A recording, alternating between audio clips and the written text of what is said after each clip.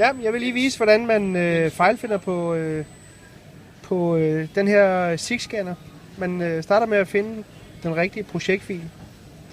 Og det her det er indfødning 1 ved LS10. Derfor tager jeg den, der hedder LS10-1, og så dobbeltklikker jeg på den. Så starter Sopas op. Og så spørger den, om jeg vil gå online med det device, og det vil jeg gerne. Så jeg trykker yes. Så popper den op herop.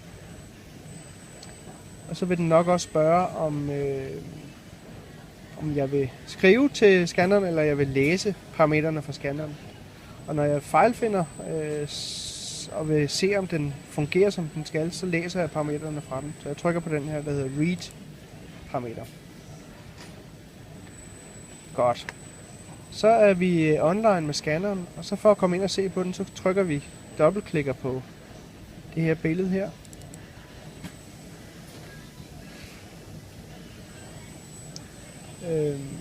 Så skulle der gerne poppe et scanbillede op herover, så vi er heldige.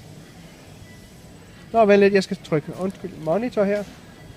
Så Field Evaluation Monitor trykker jeg på. For at være helt sikker på, at vi er inde på devices, så logger vi også lige på her ved at trykke på Login til device her. Og jeg vælger i drop-down menuen Service og Service Level.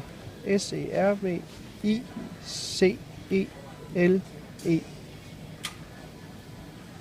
Hov, hvor nåede jeg til? E.